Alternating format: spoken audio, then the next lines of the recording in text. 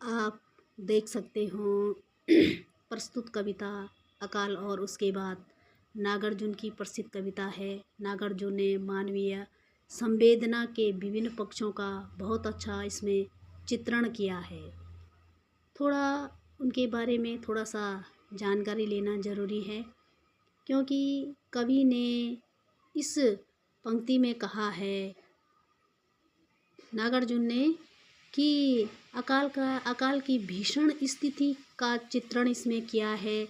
चूल्हा और चक्की के भावों को भी कवि ने दिखाया है।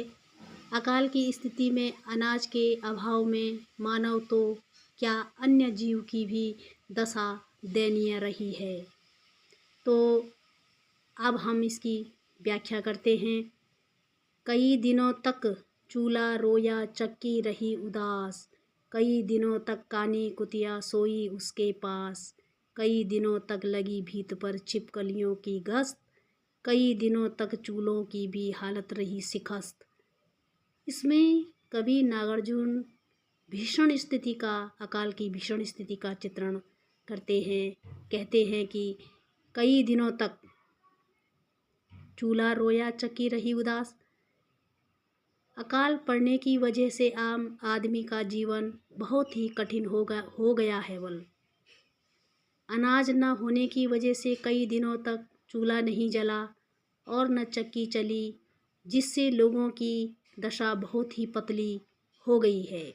कई दिनों तक कानी कुतिया सोई उसके पास, कई दिनों तक लगी भीत पर छिपकलियों की गश्त। तो कहने का मतलब ये है कि भूख और प्यास और अकाल की स्थिति के कारण कानी कुतिया मतलब पालतू जानवर, कानी कुतिया का अर्थ यहाँ पे लेते हैं पालतू जानवर से, जिसकी एक आंख न हो, वह भी खाना मिलने की उम्मीद में वहीं पड़े रहते हैं। यहाँ तक कि दीवार पर छिपकलियाँ, कीड़े मकोड़ों भी भोजन की आस में कई दिनों तक दीवार पर पहरा दे रहे हैं। कई दिनों तक वह छिपकली कीड़े मकोड़ों की उम्मीद करते हुए दीवार पे रेंग रही है, घूम रही है, और भूख से उसकी भी स्थिति बहुत खराब हो गई थी। कई दिनों तक लगी भीत पर छिपकलियों की गश्त, कई दिनों तक चूल्हों की भी हालत रही शिकस्त, क्योंकि उस छिपकली की भी उम्मीद लगाए हुए हैं, दीवारों पर रेंग रही है, वो घूम रही है, और भूख से उसकी भी स्थिति बहुत ख़राब हो गई थी।